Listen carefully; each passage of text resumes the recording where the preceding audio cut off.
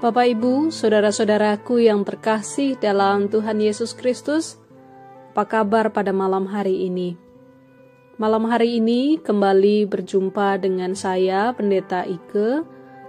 Kita akan bersatu hati dalam doa bersama untuk menopang setiap orang yang membutuh dukungan doa kita, terlebih lagi di situasi pandemi COVID-19 ini. Namun sebelum kita berdoa bersama dan terlebih dahulu kita mendengarkan firman Tuhan, kita akan mengambil saat teduh sejenak.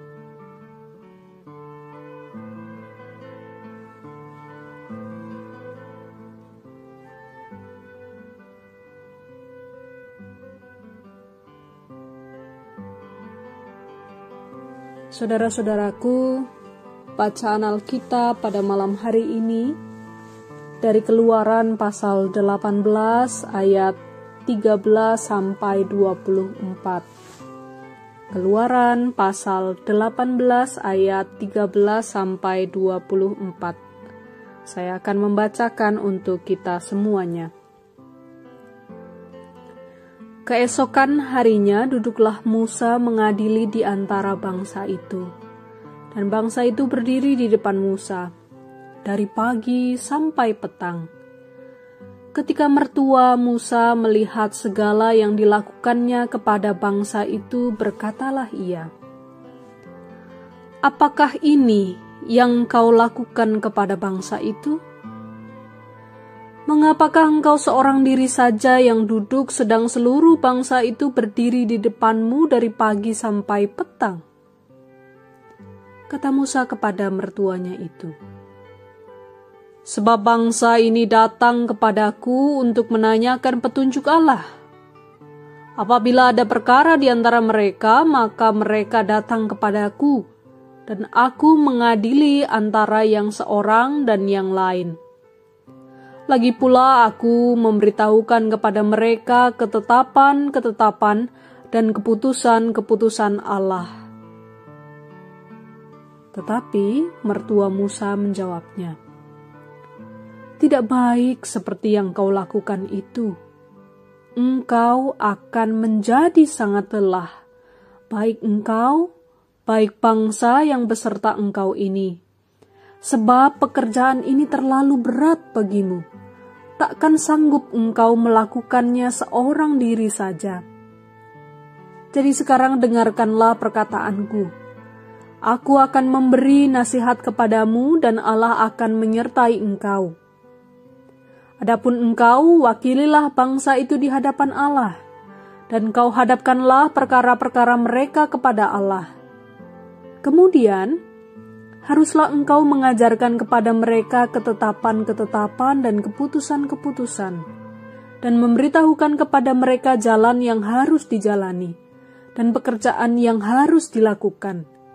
Di samping itu, kau carilah dari seluruh bangsa itu orang-orang yang cakap dan takut akan Allah, orang-orang yang dapat dipercaya dan yang benci kepada pengejaran suap.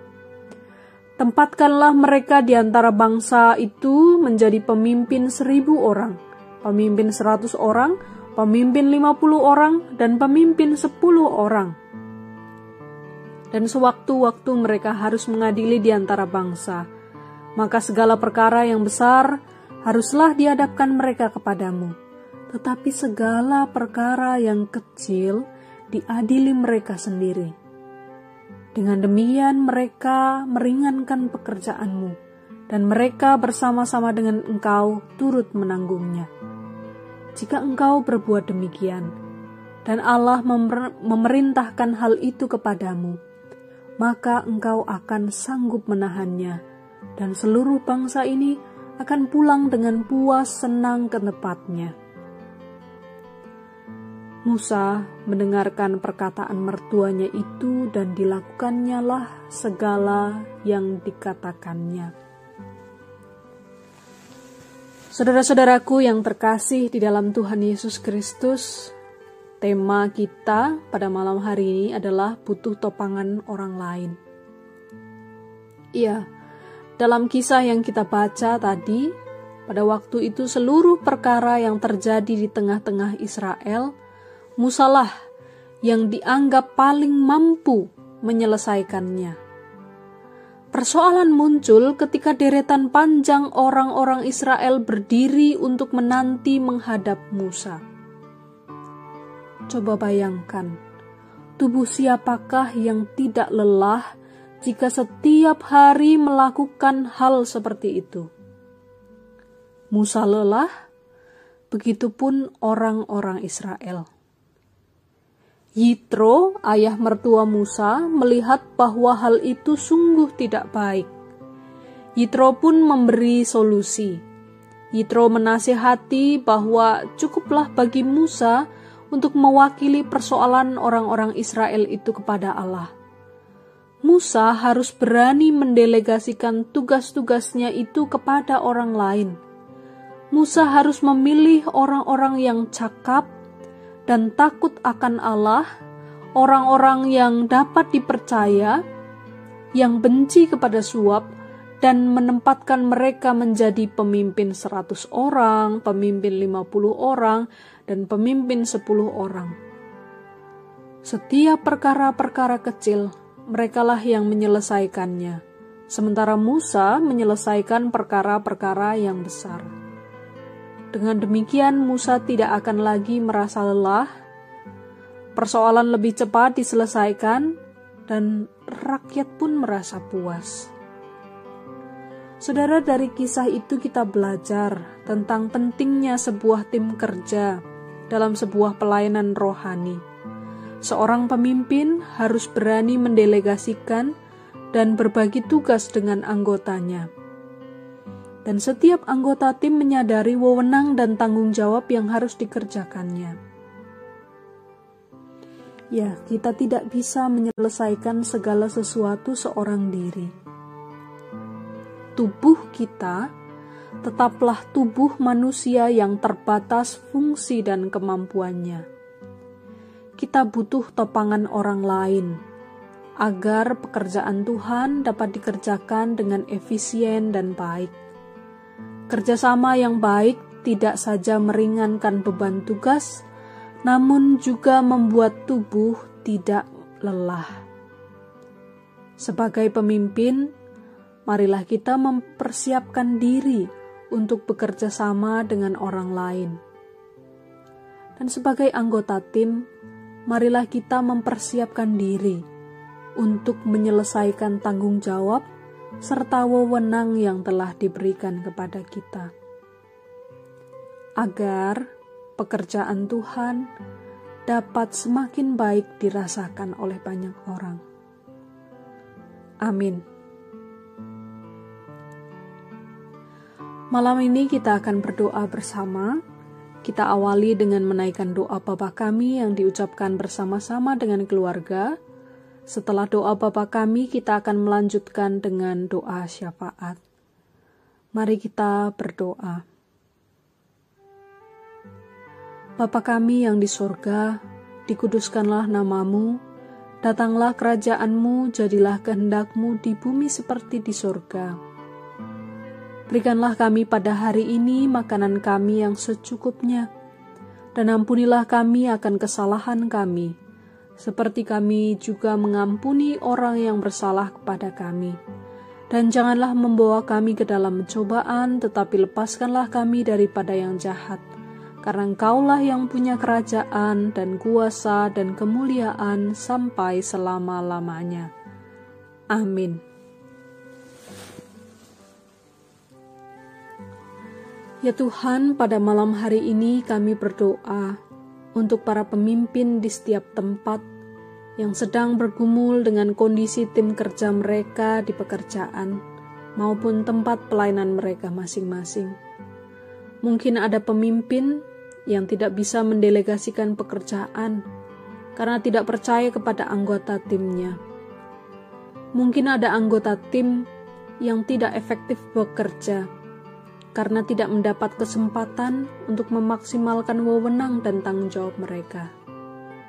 Ya Tuhan, tolonglah agar para pemimpin dan anggota tim boleh belajar dari nasihat Yitro yang mengajarkan kepada Musa untuk saling percaya. Terlebih lagi di tengah situasi pandemi ini, kami harus memaksimalkan kinerja dan belajar saling percaya agar pekerjaan-pekerjaan dapat lebih efektif dan dapat dirasakan hasilnya dengan baik. Tuhan, pekerjaan-pekerjaan yang kami lakukan, kami persembahkan kepada Tuhan. Dalam pengasihan-Mu kami mohon. Tuhan, dengar dan kabulkanlah doa kami.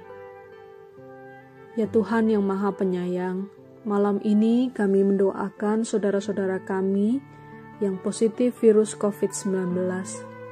Tuhan kuatkan mereka dalam menjalani masa karantina dan pengobatan. Kami mohon tenangkan batin mereka, berikan pikiran yang positif agar proses penyembuhan boleh berjalan lebih lancar. Kami juga berdoa untuk tenaga medis yang terus menjaga kesehatan diri mereka sendiri dan kesehatan orang lain yang mereka layani. Berkati kerjasama antara pasien dengan tenaga kesehatan. Ajarlah kepada para pasien untuk taat pada anjuran tenaga medis yang merawat mereka. Demikian juga ajarlah para tenaga medis untuk selalu sabar ketika menghadapi pasien-pasien mereka. Tuhan, kami menyadari momentum ini menjadi kesempatan bagi kami untuk saling mendukung. Dalam pengasihan-Mu kami mohon. Ya Tuhan, apabila malam ini kami akan segera beristirahat, kami mohon perlindungan dari Tuhan. Jauhkanlah dari kami kuasa jahat yang hendak mengganggu malam kami. Berilah kepada kami waktu yang cukup untuk merebahkan diri di tempat peristirahatan. Izinkan kami esok bangun dengan kondisi yang sehat, tenang, dan penuh sukacita dalam berkarya. Inilah doa kami ya Tuhan, dalam pengasihan-Mu kami memohon.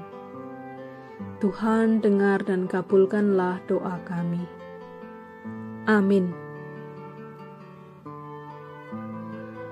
Saudaraku semua, demikianlah doa malam kita pada hari ini.